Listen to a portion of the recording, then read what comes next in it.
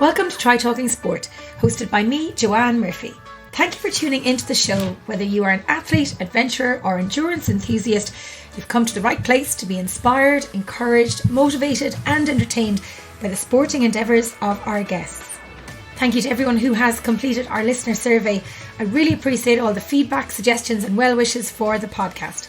We'll be closing the survey this week and announcing our winners of our Bobble Beanie hats shortly, so keep an eye on your emails if you participated in the survey. I've been keeping a close eye on the unfolding COVID-19 situation, both locally here in Ireland and also across the globe. There is a lot of uncertainty for everyone, not just in the world of sport, but implications across all aspects of life and business.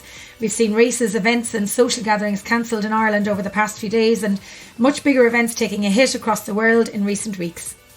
We had planned to roll out some Try Talking Sport live shows over the coming weeks, but these have now been put back on the shelf until we see how things unfold.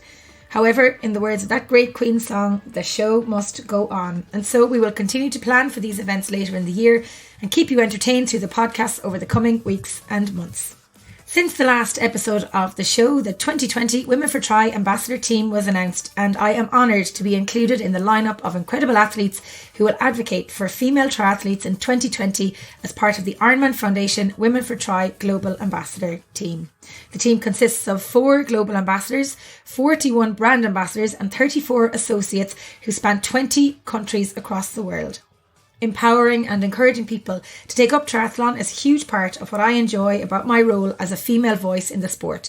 Being able to give back to the sport that has had such a profound effect on my life personally and professionally is a privilege. With Ironman Ireland, the designated Women for Tri race across Europe, Middle East and Africa this year, there are some great plans in store to celebrate our female athletes at the event across the weekend of June 21st, which I have to say I'm really looking forward to. This week we celebrated International Women's Day, and I'm delighted that fellow Corkonian Lizzie Lee is the guest for the 22nd episode of the show, coinciding with this important date in our calendar. Lizzie is a bundle of energy and an incredible athlete. Her work rate, dedication and her practical yet positive outlook and attitude has been the backbone of her success in sport and beyond. We chat about her road to Rio and that perfect day at Dublin Marathon 2018, where she was crowned National Marathon Champion, taking 3rd place overall in the race. Lizzie is a busy mum of 3 young children and runs for fun, as she says herself. In this episode, we get a glimpse into her life before sport, her support networks who have helped to shape her success, and hear how one pivotal conversation led to her life-changing decision to pursue some lofty sporting goals and make them a reality. Lizzie and I knew each other from our days in University College Cork. She was studying engineering and I was completing a commerce degree. You'll hear some references to Josie by Lizzie, which is what people used to call me in my days of life on the campus at University College Cork, which we had a good giggle about before we went live with the recording. You'll also hear some gurgling and giggling and baby noises in the background, and that's Lizzie's 3-month-old baby Jess, who joined us in her swing and on the couch during the interview. I hope you enjoy the show. It was lots of fun to record. Lizzie, thank you so much for allowing me to interrupt your afternoon with your beautiful baby Jess, who is swinging along in her swing here in the kitchen in Cork on this miserable Tuesday afternoon. It doesn't feel like so long ago that we were in college. No, it doesn't. At the same time. It doesn't. It feels like yesterday, actually. You might reference me as Josie a few times. Josie. I always call. I said, do you know Josie? And people look at me and I say, oh, Joanne Murphy from Try Talk. And they say, oh, right, yeah. And they look, why'd you call her Josie? Because that's what we called her in college. When she was running college, she was in charge of college. Josie ran college on her own. Yeah. You were at the RAG committee. Vice president of the students' union. Yes, you were everything. Yeah. You ran every committee known to man.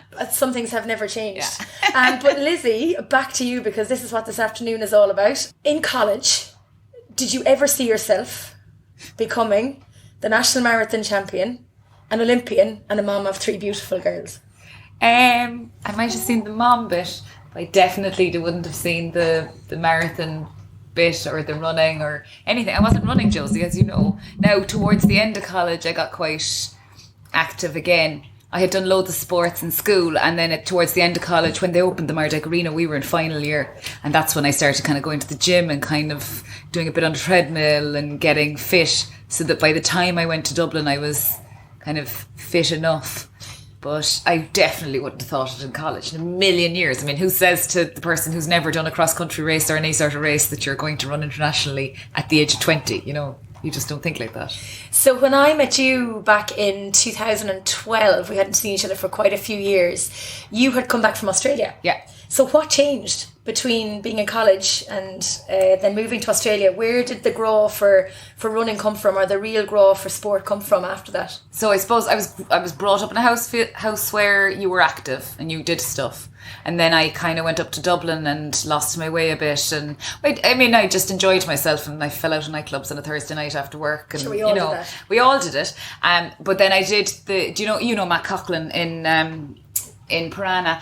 I was working with Matt. We were both working in Accenture, working for the Revenue Commissioners, and Matt convinced me to do the Chicago Triathlon for charity.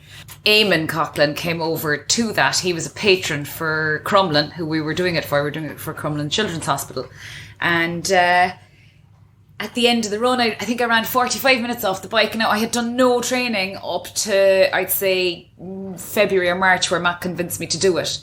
So I had a few months training done, and we went over to Chicago and raised the money and did it. And Eamon Coughlin pulled me aside that night and said, "You're no triathlete, you're a runner." And I just listened to him and kept doing triathlon for about 5 more years. Yeah, because you did race at the World Championships. You raced in the aquathon of the World Championships. I still swim. I swam this morning. I did 3K this morning. You still swim as part of your training? I still swim as much as I can. At the moment, I'm just returning from a tendon thing. So I've been doing probably 15K a week in the pool, courtesy of my wonderful father who comes over in the morning to let me go to the pool. So I still swim. I love swimming. I never liked cycling. So when I jacked that in, I did it permanently, and, you know, this gave away all the bike gear, everything. I just never liked the cycling. I just don't enjoy it, but I love the running, and I really like the swimming. I find the swimming great, you know, especially when you're pregnant. Swimming's great. So, but were you a swimmer as a kid growing up? I swam, but I didn't swim with a club or anything. But I had been taught properly. There was a Tuesday night, Mike Harris, who's a well-known open water swimmer down in Cork. He set up a Tuesday night thing for his buddies and their kids with a teacher, Angela Stubbs, who is now the coordinator for Lucy swimming lessons, my 5-year-old. She goes down to Angela Stubbs's classes on her Friday. So Angela taught me how to swim. I would have been 5, I'd say. So I knew how to swim, but I didn't do, you know, there was no... You weren't a swimmer? No, I wasn't in Dolphin or one of those clubs. Swimmer. No. So then when did the decision come to give up triathlon or aquathon and focus completely on the running? It was a cold day in Kilbeggan. In 2009. So I did do that aquathon, Josie, but I think I didn't do a triathlon after the summer of 2009, because in 2009 I went to Kilbeggan to the National Cross Country, where the top 6 were going to be selected for Eurocross. And the Eurocross that year was going to be in Dublin. Big deal. And I had been winning all around me on the roads down here, and I was still training for the triathlon. And I'd done the Kinmare half Ironman. I got up to that distance. I come third to Elena and Joyce, who I always came third to. And I went to Kilbeggan thinking, yeah, I could easily get a top 6 because I'm winning everything around me. And I came 14th. And I literally was vomiting over the line. And Donny said to me that day, I'll never forget the conversation. He said, if you jack in the bike, he didn't go near the swimming because he kind of thought the swimming was okay. He said, if you jack in the bike for the winter, we'll make that team next year. Wow. Yeah. So I went, okay. So this is Donny. This is Donny, 2009. Donny Walsh, 1972 Olympics, Munich. Second to Prefontaine in the NCAAs, for leading Villanova to an NCAA victory in his day. So this is Donny says to me, you know, this is, you know, game on, you could be an international. So I jacked in the bike. How important was that conversation with Donny? Was huge, that that's pivotal. That's the day. There's a few days with Donny, like the day I told him I was pregnant with Lucy and he said we were going to the Olympics. You know, there's been conversations with Donny where I can look back and go, oh my God, he was just so right. Like I call him Yoda because he's my Yoda. So yeah, he just said jack in the bike. And he knew well enough to not say jack in the bike and the swimming because I loved the swimming. But we worked the swimming out so that it was recovery. The swimming was always on a recovery day where I didn't need to. So Friday, I typically, when I'm doing high mileage, I try not to run on a Friday. And I'll swim, I'll do a gym session and I'll get physio on a Friday. If I can work that all out into a day. We used swimming as a recovery tool. And I came second in the National Cross Country the following year. And it was top 2 automatically onto the Eurocross team. And I was onto my first international, just All I did was listen to Donny all year. I mean, it was simple. How important is it that you listen to what he has to say and that you follow to the letter what he tells you to do? And do you follow? I do. I'm 100%. Oh my God, that's when I first started. This is another piece of the puzzle when you get to the getting to Rio part. Joe O'Connor, do you know Joe, strength and conditioning coach? So he'd be of Ireland's Fittest Family fame and UL hurlers, and Joe's brilliant. Nicest fitness down in Tralee. Anyway, when I was starting with Joe, or when Joe was we were having the conversation about would he take me on, would we give it a go, I said, I will do exactly what you say. I won't do 2/3 of it. I won't do 110%. I will do 100%, 0.00, end of story. Because that's what I do. Because you have to trust people if you put the right people around you. Anne O'Leary always says, so Anne O'Leary, everyone knows Anne O'Leary if you're in triathlon, and Anne's a good pal of mine. We go back, like we used to cycle together in 2006. And Anne always says, you surround yourself with people you trust, because then making the decisions is easy because you've got people you trust giving you the advice. So there's no decision making really in this. There's occasionally we'll have a bit of I'll do a furrowed brow and say, Tony, I don't think hills are good tonight because, or something, and it'll be a healthy debate, which he usually wins.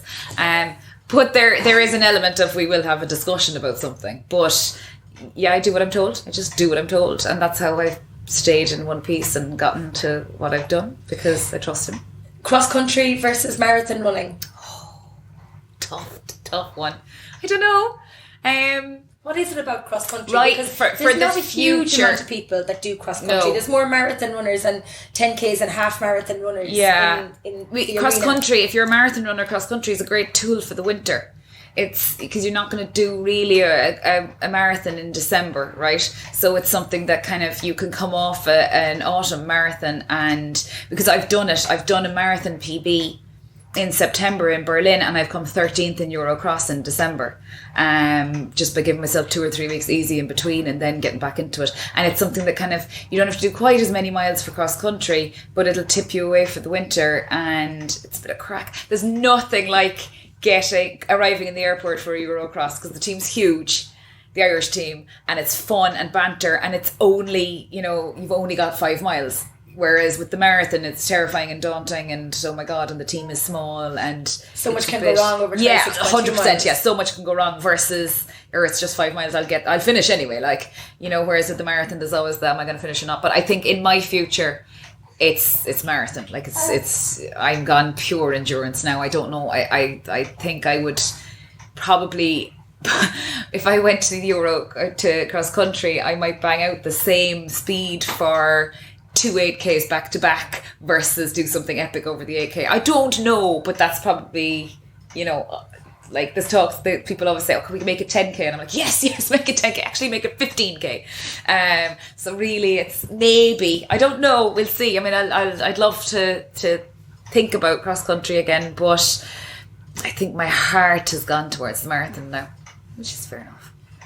And as the former national marathon 2018 fastest Irish female in 2018, the Dublin City Marathon, you're one of 5 fastest female marathoners in the country. Yeah. That's incredible achievement, considering as a youngster I wasn't doing that. Yeah, you weren't doing that. Yeah, it is, and I it just happened. It's the only didn't way. Just happen. Now, Lizzie Lee, I'm sure Tony and Joe. I don't. This is one thing I always say. I don't consider myself very talented, but I am psychotic in terms of training. If you tell me to do 20 miles, I will do exactly the 20 miles at the exact pace you tell me to do it, and I will do that. I think one of the things that's unique about me is I will do it consistently for the entire year or for the entire 5 years. I just love it so much that I will do it, but I will dot my I's and cross the T's. I'll do the strength and conditioning that I don't particularly love. I don't hate it. I don't love it because I know I have to, because I'm just so disciplined. But I think I'm probably just a complete control freak and OCD and all that stuff. And it's a nice way. It's something nice to put that into.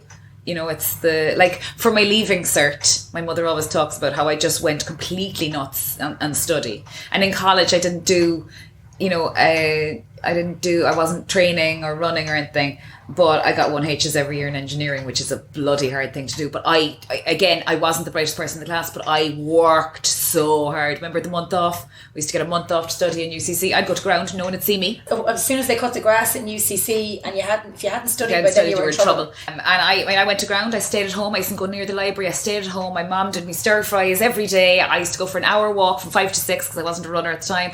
But I used to study all day, like to the point that I had 15-minute breaks, and I put the alarm on for the 14 minutes that I was back at my desk for the 15 minutes. I mean, I just... Do you think you should have been in like the army or the police force or something? That is so... We're sitting here in what was my grandparents' house, and my granddad was a colonel in the army, Josie. So I didn't lick this off the walls. He raised my mother to be on time and write lists and do everything the way you're supposed to do it. And that's the way I was raised by her, because it's the army influence. So that's funny that you say that. Hit the nail on the head there. Absolutely. Yeah. But to get where you are, you have to be pedantic. You have to cross your T's and dot your I's. You have to do it all. You can't let the nutrition go. You can't let the nutrition go. You can't let the sleep go. You have to. I timed this interview to allow me to have an hour nap. Now, I wasn't sure exactly what hour she would sleep at, but I knew she would sleep for an hour at some point, and I would hop into bed the minute her eyes closed, and that's what I did. So I got my extra hour. You know, you just have to kind of look after yourself. But then we haven't touched on the mom bit, but then you start looking after the kids and looking after yourself. You have to make a conscious effort to look after yourself, because it's very easy to just get wrapped up in just being a mom, just doing everything for your kids, and then you find yourself, soul destroyed and miserable, and you don't want that either. So there's kind of a happy medium. Your 3 beautiful daughters came along in the midst of this stellar sporting career. How did you manage all of one was grand. One was fine, but now you've got Jess here, and that noise in the background is her little swing. And she is the most cutest little button here, swinging away, looking at her mom, smiling. So how did you manage, even with one? So I suppose the story is, I ran 2:38 in Berlin in 2013, and we were getting married 2 weeks later. So my husband did an Ironman the week after. You'd know him as Kells. You know him well. And he did an Ironman the week after. He's only ever done one Ironman, and that was it. And then we got married. Then we had the hen and stag, and then we got married. I had come 9 seconds shy of the European standard. It was 2:38.00, and I'd run 2:38.09, and it was 2013. And I kind of went, I really want a baby. So fortunately, everything was fine, and I had a baby about 10 months later. Didn't go to Europeans. And then it was like, right, the timing here. So when I told Donnie I was pregnant that day, he said, we go to the Olympics. You have the baby, go away, come back, and we'll go to the Olympics. So I had her June 2014. We had the guts of 2 years to, qualify and get there. And it was family support and husband support and everybody supporting me. Apple, I work in Apple. They were amazing. They always are amazing. And Paul he was on board. He was in. He just said, let's go. All in. Let's do this. Because I had tried to go to London and I missed the time by 16 minutes or something like that. I fell apart. And I didn't have the work done. I didn't have enough years in my legs at that point, because I'd only started it really when I was 30ish. So it was too early for me, London was, looking back. So we did things like the strength and conditioning, but I made sensible choices in terms of the child, in that I signed up with Joe O'Connor. He had kids. He got the fact that I had a kid. So he knew that if I said I'm in South Dock on Saturday night, don't do anything on Sunday. Donnie's always been very like that. Donnie's Donnie's first question will be, how are the kids? Donnie will ring me every day of a pregnancy. How are you getting on? How are the kids? Because happy athlete, fast athlete. That's the way it goes. My dad, anyone who knows me knows my dad, Gary Lee. Follow him on Twitter and Instagram, because he's a brilliant photographer. And he's good at the old Gaeilge and everything. He's interested in everything. But he's been amazing. Like this morning, for example, Josie, he came over at 7:30. Paul went off to work. I came home for 8:30. I had my 3K done in the pool. I did the school run. He actually stayed here with Jess while I did the school run. How many other granddads are over? Now he gets up early, so it's not like I'm pulling him out of bed, but how many other granddads? It's still the commitment. 7:30 in the morning are over in your house. But part of that is, the flip side of that is, he will get such a kick out of my first race back. He'll be standing there proud as punch, but he'll be part of the reason that we managed it. And my husband knows, I mean, he knows what he signed up for. You know, we met and I was into the running. So how important is that? Huge. He has to get it. He has to get that. For my mental health, I'm not talking about racing or competing or anything, but for my mental health, I need to be able to get out the door with my runners, and I won't be a nice or happy person unless I do. We chatted previous to the show this afternoon, and it was lashing rain here, but now thankfully the sun has come out. But you mentioned that you will try and get the kids out every single day, even if it's raining. You will put on the tracksuits, put on the raincoats, and get them out the high vis. How important is it for you as a mother that your kids are fit and healthy, aside from all of the sporty stuff that you're doing, but that they're... People think, so Lucy recently got bumped from level 2 to level 3. She's starting level 3 in swimming in 2 weeks. And the teacher, when she was telling me, it was kind of like, she's going to level 3. And I was like, great, whatever. I don't care what level of swimming she's in. As long as she's doing something. As long as she's doing something. Swimming is one thing that they need to be able to swim, right? Because she's going to go on a J1. I don't want to fall off a boat and not be able to swim, right? That's kind of swimming's a life skill. Swimming, learning how to drive. I think parents need to teach their kids those things, right? In the evening, I sometimes look around and I'm like, we've done nothing today. Nobody's been outside. It's been raining. So we literally will put on the coats and the high vises and the whole lot. Because like Rob and Marion said in an interview last week, it's like walking your dog. You take your dog out once a day. Your kids need to get out. They need fresh air. They need exercise. They need, and then if your kids aren't exercising or they're not doing anything, then they're not going to sleep for you, and then nobody's going to sleep. It's just like, and I love the 2020 campaign. If she can't see, she can't be. Like Lucy just thinks she's gurgling away there. Lucy just thinks that it's just normal that mummy goes out for a run. She thinks there's a tag team on a Sunday morning between her parents is completely normal. Mummy, daddy's back, you can go now. Like, she just thinks that's normal. And then we all go swimming when we all come back from our runs. And that's just what we do. That's just the way that we work our families. I'm going to take her out for a swim. Kids have to be active. And they have to do it young and see that it's normal. I saw it was normal in my house on a Sunday. No one was there. No one was there at 1 o'clock on a Sunday because everybody was off doing something. My dad was cycling, my mother was running, my sister was playing a hockey match, my brother was climbing Carron Tool. That's what, actually, they're the things that we would have actually been doing, you know? And it's just normal. It's just exercise and being active and stuff should be normal in a household. So for somebody who is maybe a triathlete who is all very conscious about their own activity and get their own sessions in, it's very hard to bring the whole family in together. And if the tradition isn't there, that on a Sunday the whole family go out, or a Saturday, or the kids are on phones and that, how do we help the families to get out and about? I'm talking about like a walk. Right, so Lucy she's 5. They started doing the daily mile at school. Now I think the junior infants were doing like maybe half a mile, but just to go out for a walk. So then we said we do it on the weekends. So when one of us comes in from our run, we say, "Come on, Lucy," and we just take her around the block. Because she's like, I'm getting faster, mummy. The junior park run is brilliant. What I find brilliant on a raining Sunday afternoon is the swim. We take them to the pool because it knackers them. And it makes them hungry. It makes them hungry. And they're clean for Monday morning. You don't have to bath them. But like, just to make it, I don't bring Jess swimming, but I go down now and drink coffee while they're on, and I change them all.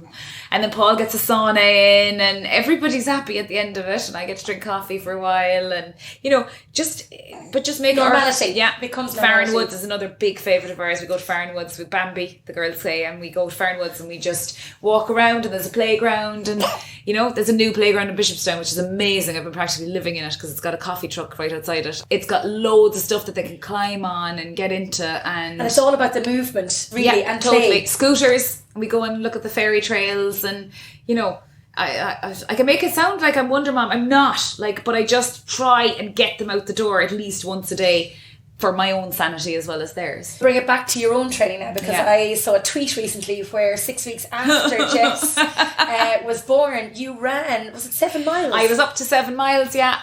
Then I probably did a little bit too much too soon and gave myself a bit of tendinitis. So I'm just coming back now, not Achilles, thank God. I actually said, my sister did an intervention and said, do you know what now, Hurl Coola, just don't run for a few weeks. Just don't bother. So I've been doing a good bit of swimming, and I got my strength and conditioning back, and I got I'm back up to my normal kind of lifts and stuff. I can deadlift myself. weight wise and stuff, because it's important for a runner. You should be strong, especially when you're, I'm going to be 40. So the injuries are going to be, I need to look after myself more than when I was 30. So I did 2 miles yesterday. So I'm on the road now. It's fine. It's better. So I'll be much nicer to myself now. I think my head got kind of, I have to get back. But for what? Like, what was I chasing? I want to go back and kind of go, calm down a bit. Because I think I've always been chasing. And now I said to Tony, can we just do fun stuff? Now, 1 or 2 fun things will hopefully be in an Irish vest. But not do the fun stuff anymore because of the Irish vest, because there was an awful lot of going to the Olympics is very, very serious. There was years where I couldn't go to Ballycotton because it didn't suit, because I needed to get a qualifying time for something else. So it's picking races now that you enjoy. That, but picking races I enjoy and doing stuff. Like, there's a few races abroad that I've always wanted to do, and it's just never been the right time to do. So that kind of thing. And I'm not even talking about marathons now. I'm talking about, like, there's 10Ks that I've always gone, that would be very cool to do that. So I'm going to do that now. That's kind of what I'd love to do, just to... And bring I the want family. to be Pauline Curley too. I love Pauline Curley. She's amazing. Have to come to Galway. Yeah. Races a lot in Galway. Oh, she does. Like the Galway, there's a 5, it's an 8K in the summer. Streets of Galway. I've never done that, and every year I see the results and go, that's super fast, I must do that. I'm not saying this year now, but this year or next year, I want to do the fun ones. That's what I want to do. Yeah. And I want to do races that Jim Mochney runs, because I'll go and do some of the Dublin series if I can this summer now, because he deserves it. Tell us about Dublin. We'll come back to the Olympics again in a minute, but running and winning on home soil and running down that finish line, that blue carpet in Dublin with, I would say, 100% of the crowd screaming your name. What was that like? I still get emotional thinking about it. It was my favourite marathon I ever did. The only day I can say that's comparable with it in terms of enjoyment is the day we got the gold medals in Budapest, but that was completely different because I was a cog in a wheel versus being the entire wheel in Dublin. There was one moment that stands out in my mind, and I'd love if this man ever contacted me, but at about mile 19 you go through Clonskeagh, and I know Dublin so well. I mean, I lived in UCD for a year, and then I lived in Donnybrook for 6 years. And I was coming through Clonskeagh near the Centra there, and a man said to me, "Come on, Lizzie, you're doing Ireland proud." I'm just getting goosebumps after hearing that. There was, at that moment, there was 5 women, and we had the lead women car, and there was 5 of us together. "Come on, Lizzie, you're doing Ireland proud." And I just went, jeez, I'm playing with the big girls here, And I just went, I have to make the podium. I just have to make this podium. And it just felt, I just had that day where I was bouncing off the road. I just knew I was bouncing out. The 2 girls, first and second. I do look back and wonder if I could maybe have gotten second, because I let the 2 of them go, because they put in a 5:10, and I just did the maths and went, do you want to try and win it, or do you want to definitely get the Irish title? And I went Irish title, because I've never gotten one, and it's more important to me than, not that I wouldn't have loved to win it, but I didn't think, the way your one was breathing, one of the 2 of them was breathing, I didn't think she was beatable by me that day. But the other one, maybe I could have done a bit more, but I just went, a national title and podium, it's not settling, it's just... It's incredible for an Irish woman to be up there in the mix, in the podium with... It just fell into my hands. It just, we got to mile 10. I was 4th. I was trailing them with the lead car. I was with a group of Ian McGrath from Schleecullen. I was with a group of them, and there was about 12 men and me. Because it was the Navy champs that year. So there was a lot of men from different countries over as well, Navy or Garda, anyway. So we had a big group of men, and they were all flanking me and helping me in the wind, and that kind of thing. And we just came upon the girls, and I just said to the lads, I said, drive on, I'm going to stay here, because I knew what Donny would say. Donny would say, race them, just get in and race them. Don't do anything stupid, just get in there and race them. And I just felt great. We were at mile 10, and I'm suddenly with the lead women car, feeling amazing. And then I knew everywhere I was going, and the support was unbelievable. I'll never forget that last 2 miles. I actually felt like they were carrying me to the finish line, and all I could picture was Jim Mochney's. I knew Jim Mochney would be at the finish line, and Jim's been such a big part of my story all along, setting up the marathon mission and supporting me always. you know, I can remember conversations with Jim in 2009 where he's like, no, you're not ready for a marathon yet, but you will be, you know. And I look back and I'm like, God, he was such a mentor, and he was so nice and helpful that I knew he was going to be there. And I was trying not to cry, because I was like, and I always think when I'm coming to a finish line now, I don't know if you ever spoke to Rob Heffernan about when he won the world champs, but he raised his hands with about 300 meters to go on the track, like celebrating, and he nearly puked. And he was like, imagine if I hadn't won the world champs, because I was getting the gawks on the side with 300 to go. So I always like, I'm not ever celebrating till I'm at a finish line now. So I wanted to pump my fist and I wanted to, you know, wave at people, but I couldn't, because if I even looked sideways, I was going to fall over. And I knew that. I mean, I kneeled down the minute I finished. I couldn't stand anymore. Had you given it your all? Everything. I'd given it everything. And like, I maybe could have run a minute or two faster that day, had we raced it differently. But what we did was we went at, like, there was some miles were 6:05, and then there was a kind of, they threw in a 5:50, and I just went with whatever they were throwing down. I went with it. And then we put in a huge effort from kind of 23 on. I picked it up 40 seconds per mile. So I was doing 5:20s home, right? So if I had done it more evenly and we'd done a time trial, but that's not racing. That's different. That's if you're going out to get the Olympic qualifying time, that's different. That I raced in Berlin to get my PB. I raced it was a metronome, right? But when you're racing, which is the way we did it with those girls. So like the last 3 miles, there was nothing left. I mean, just nothing left. And just, it was just amazing crossing that finish line. And the media were there, and it was funny because Greg Allen was there, and he'd interviewed me at the finish line in Berlin during the summer when I hadn't been happy. And I was literally like, and this is of that day, like, couldn't be happier. This is amazing. You know, it was like full circle. It was like, okay, we weren't happy in the summer, and it was my post Alison comeback. You know, I felt like me again, like, you know, it was meant to be there. But there's just something special about Dublin. I mean, anyone listening who's done Dublin is going to know what I'm talking about. There's something about it that you if you could bottle it and put it in every race, you'd run a PB every day, you know. It's just amazing. Did everything just go right on the day? Yeah, perfect. Like, and the same with my PB.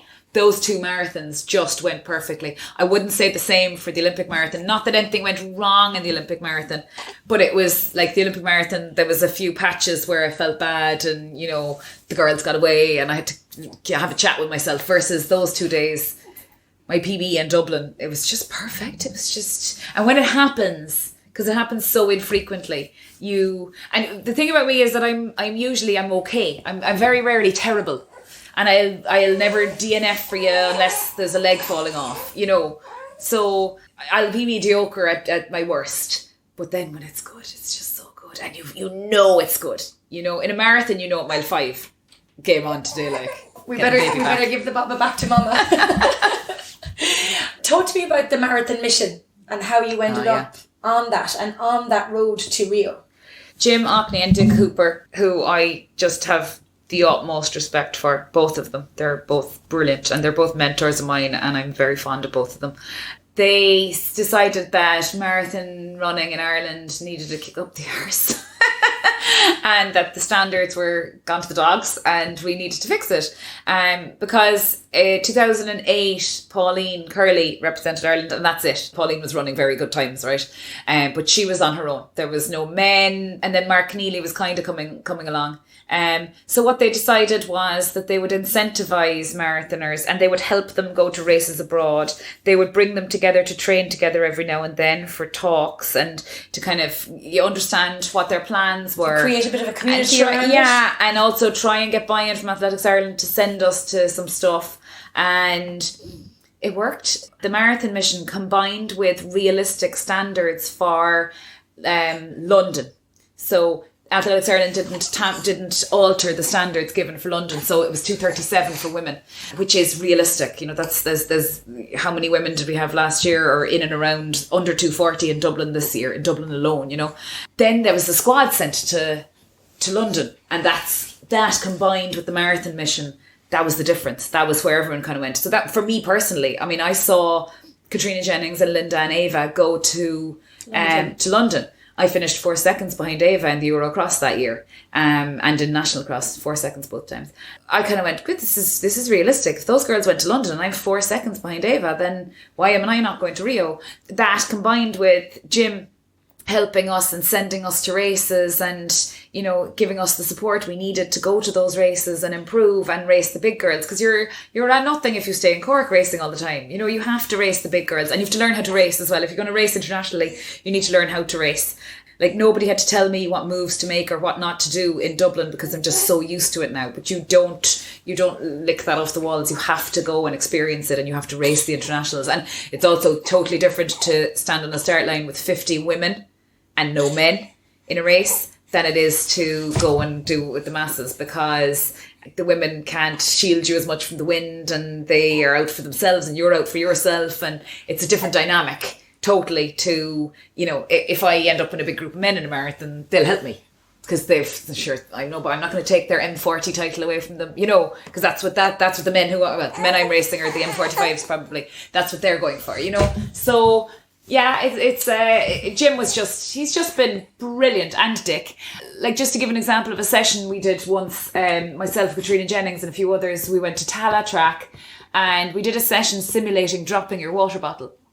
So we had to do a mile, and in every mile, one person had to make an effort at the end of the mile for like one lap to get away from us. And then we had to spend the rest of the mile very slowly catching them up. So it was as if the four of us had dropped our water bottle, and that person was representing the speed of the group, and learning how in a marathon, if something does go wrong and you do trip up, because it does, you can fall, you can drop your water bottle, whatever it is, your laces can, I will never forget one of the girls in the Olympics just going, I have to tie my lace, you know, in the Olympic marathon. So how do you get back up to that group? You do it really gradually. And Dick Hooper was teaching us that patience and teaching us the simulation of just little things like that you kind of, someone like Dick Hooper is going to teach you. You know, nobody else is going to teach you that. What about the importance of self-belief and believing in yourself 100%. And believing that you could get there? Not being cocky about it now or anything, but actually having the belief that Lizzie Lee can make it to the Olympics and Lizzie Lee can be a national marathon champion. At 10K, the day I qualified for Rio was in Berlin in 2015. And at 10K during that race, I remember having a conversation with myself as if I was having it out loud, but it was definitely internal. And it went along the lines of, you're on target for 2:33. Who the hell do you think you are? You're a little girl from Bishopstown and you're trying to run 2:33. Go way out of that. And then the flip side of that conversation was I addressed myself back and I said, Gremlins, do you know what you can do now? You can shag off, right? Because I'm going to do it, because Donny says I'm going to do it, and Joe O'Connor says I'm going to do it, and my dad says I'm going to do it. And I turned to Brian Hegarty, who I was running with, a Lee Vailer, and I said, I'm going to do this today. And he said, I know you are. And I went, right, that's it, I'm going to do it. I'm going to do it. And I literally, the gremlin, it was like the gremlin on my shoulder, actually, I could visualise him disappearing. That I had stabbed him in the chest and that he was gone, and that was it. You have to believe in yourself, and you have to believe. Joyce Wolfe has given me some very good tips along the way, and Joyce always says trust in the training. Relax and trust in the training. Trust only. Trust that you've done everything. Because if you've done everything you've been told, and you've hit the times in training, and you've done your races in the lead up, and you know, why wouldn't you do it? But it's when you start doubting yourself that, like, especially the marathon, you manage a 5 miler, but the marathon is so long that there's so much window for, you know, like Nollaig Hunter, Nollaig O'Neill, always says she's won Cork like 3 times. She's won Lanzarote, she's won Jersey, she's a training partner of mine in Leeville. She always says, you're not even until halfway until you get to mile 20. And what about the days you don't want to train, Lizzie, or that you turn up to the start line and the gremlins are on your shoulder before you even start the race, or does that happen? That doesn't happen to me. I'm fortunate enough for that. I wouldn't bother going if I didn't think I was up to it or had my homework done. But there are days when you don't feel like training, right? You get up and it's lashing rain and whatever. But there's a great chapter in one of Michael Phelps's books. It's a great book. You'll read it in about 2 hours. It's not rocket science. It's all very, you know, it's not difficult to read. The words are very big. But he tells a story about how one day when he was a young fella, he went to training practice and he didn't feel like swimming, and the coach said, fine, sit at the side. And the coach came up after an hour and said, do you see him in there? He's going to beat you in the next gala because he trained today and you didn't. And Michael was literally like, let me in the pool. And the coach didn't let him in the pool. And he said, no, you didn't want to train today. So next time you come here and you don't want to train, you remember this feeling where I'm not letting you train, right? Genius. So, and another thing, a friend of mine, Sinead O'Connor, was once injured, and I'll never forget, she came to watch us on the track in the lashing rain and the freezing cold, and she'd her hood up, and I went up to her at the end of the session. I said, oh, that was hell, it was la la la, and she went, yeah, at least you don't have a stress fracture. I'd give my leg to train with you today. And I always remember those two things, and I'm like, so if I want to beat the girls in Dublin and they're getting up to go training, I have to get up and go training. You know, I always say the girls in Dublin, I don't know why, but it's the girls in Dublin. So, you know, you have to bring yourself around, because, you know, every runner knows once you're out there for a mile, even if it's raining, it's just so much fun and you just love it. And so just get up and do it, because you won't regret it. You'll never regret it. That's it. You never regret unless the training. You do your tendon because you went too much with the small baby. How does the saying go? You only regret the training you didn't do. Yeah, totally. You know, same in life. Never regret something you haven't done. I remember when we sat down, myself and Paul, about whether we could put everything in and do Rio and Lucy and the whole lot. It was like, well, look, I don't want to turn around to my kids and say I could have made the Olympics. Now, if I hadn't made it, fine, but I wanted to be able to say I went all in and I tried absolutely everything, and if I didn't make it, then that was okay, but I was going to do everything I possibly could to try and get there, you know. So he was like, look, you've got one shot, you've got a unique opportunity here that not everybody gets, so let's just give it a go and see what happens. If you look back now on your success to date in sport, which medal or which result is the one that puts the biggest smile on your face? Dublin. Just because my first national title on the road, first marathon one, I had 2 halves, but to do it for Jim, and Donny was at the finish line, I was bawling. Paul was there, Lucy was there, we left Alison the nut job at home, and she's nuts. Everyone has a nuts child, it's my middle one. And it was just perfect. We went to Five Guys in Dundrum on the way home, and I just couldn't stop smiling. My phone, I got a text message from Des Linden saying, I've just seen the result. I really hope you're happy, la la la. I mean, Des Linden, like, it was just one of those days. I couldn't keep up with the media requests. I was, you know, would you go on TV here? Would you do this? It's just, and all I wanted to do was go home and hang out with my kids and just be happy. And I was, and I really, truly was. I was, because some people I think get the result that's empty and they kind of go, what next? And it wasn't like that. This was just brilliant. So what's life been like then in the spotlight in sport in Ireland for you since Rio and with Dublin?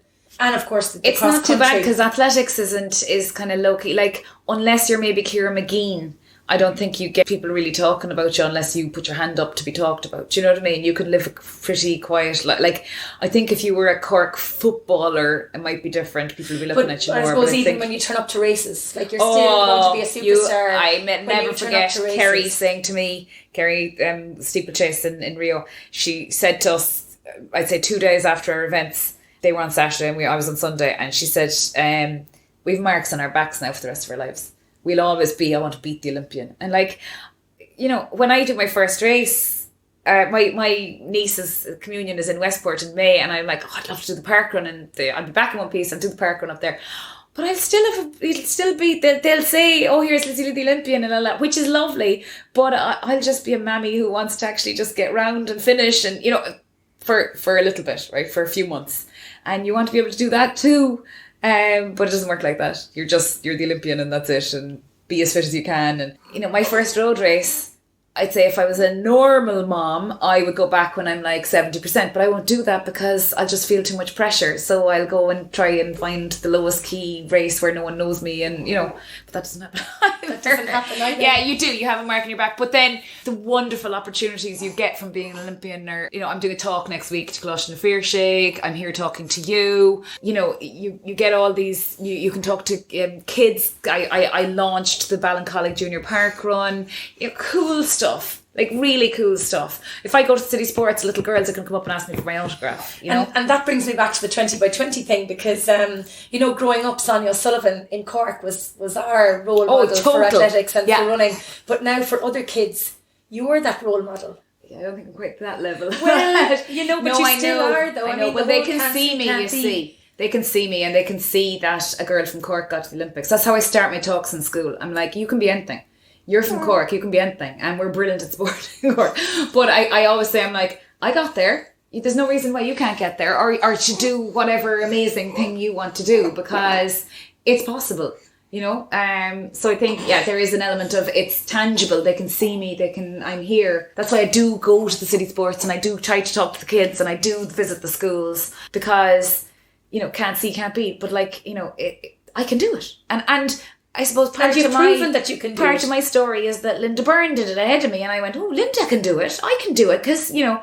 So that's kind of, I think there is that, you know, it's like a relay team, like to pass on the baton. And like, I'll definitely coach 100% when the kids are a bit older, and when Lucy is going down to Leevale, I'll coach Leevale, you know, because pass it on, like. And the setup in Leevale It's amazing. Yeah, I mean it is. I mean it is. It's an amazing club. You know, we look at it from the outside, from around the country. But how important was the support of not just Donny, but the whole setup of Leevale in your road to Rio and to huge. marathon success and to running success? Huge, because like I have a group of lads that I train with on a Saturday morning, and it's so much fun. Oh, sometimes I go away. So I had to go away for 2 weeks before Rio. We went to Spain with Lucy. And then I went on to the training camp in Brazil, because I wanted to limit my time away from her. So we did warm weather. So I trained on my own for 2 weeks. I was soul destroyed. And it's only when you train on your own that you realise how much. Now I do my morning runs on my own and whatever, but my tempo run is with the lads, and the banter and the crack, and the young ones all go for coffee afterwards. And, you know, it's so much. And the high performance centre down below, it's about 600 metres that way, Josie, as we're sitting in my kitchen. That's amazing. You know, I did my workout with 6 of the Leevale mammies yesterday.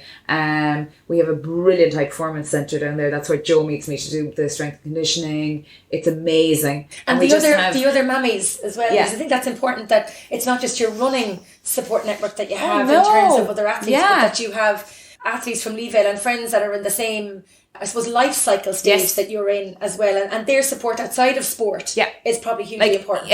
On Sunday, it warmed the cockles of my heart that Claire McCarthy was back winning the Kinsale 10 miler.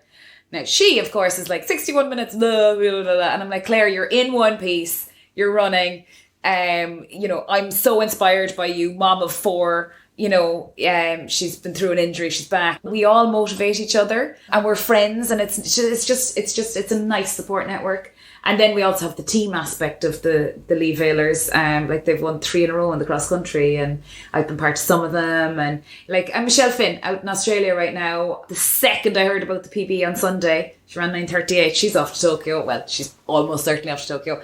Messaged her straight away, because we all support each other. There is, it sounds ridiculous, but there is a kind of a love, and it's a family. It's a family. Well, yeah. It's like a big umbrella of us all, and the lads, the girls, you know, whatever. And with Donny kind of in the middle of it all. He's like the grandfather of it all. He'll kill me for saying that. But he will. But he's, you know, the most important thing is that we're all happy, and that our family life is good, because it's just running at the end of the day, right? But if everything, this is what I always say about running, if everything else in your life is going well, then running is amazing, and running can make you happier and whatever. But if there's something else going on, it's not important, right? Running is not important in the grand scheme of things. This baby that I'm holding in my arm, that's important. But if she's fine, which she is, and she's a buster, if she's fine and happy and everyone else is happy, then running is important. And it's all relative as well to you and your day and, you know, what's happening. But to me, it's just good for me, you know what I mean? So then it is important. And if you hadn't taken that step back those few years ago to go into running, do you think, would you be at an elite level in an alternative sport? Do you think, would you have kept up triathlon? I'd have just gone mental on the whole career, I'd say. Not that I don't have I love my job.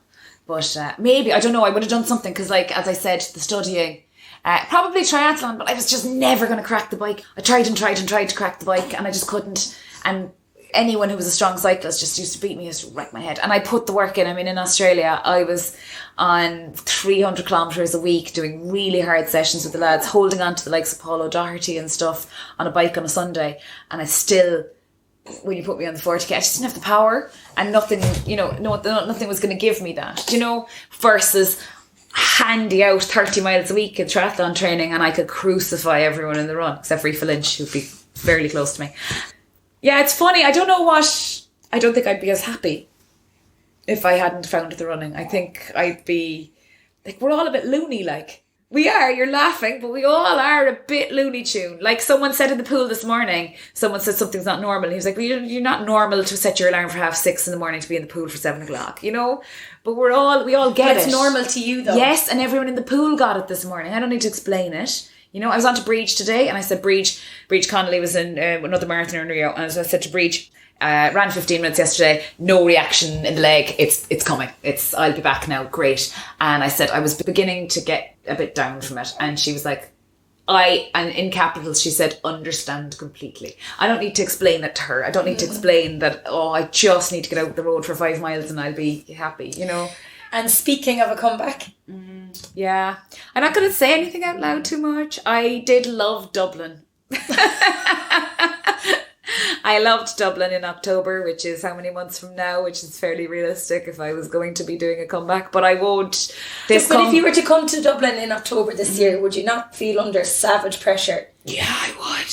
But then pressure makes diamonds. It does, but coming back to elite level after having a baby. If I was doing Dublin this year, I would be very much aware of the fact that I am going to be 40. I'm not 40 yet, but I'll be 40 by then. 40 with 3 small kids, and isn't it just amazing that I'm doing the bloody marathon? That's what I was and if I can contend at that, yes, great, because Sinead Diver gives out that people talk about age, and I'm like, actually, yeah, Sinead might have a point. Like, right now my bloods are at an all-time high. Post-baby, it's as if I've been to altitude for 6 months. I'm swimming times in the pool that I only ever swim when I am super fit. So it's there, right? There's something to tap into. But then I'm not at the stage now where I'm going to sacrifice time away from my kids at that point. You know what I mean? Like, it's just like what I love about Dublin is one night away from the kids. It's up the road. You know, Paul can bring the 3 of them up in the morning or what, you know. So there's that. Would I feel pressure? Yeah, of course. But I'm going to feel pressure no matter what I do from now on. That's true. Unless Katrina McKiernan stopped racing. I always find it interesting because I talked to her about it. She came over to a warm weather training camp we did with Piranha years ago.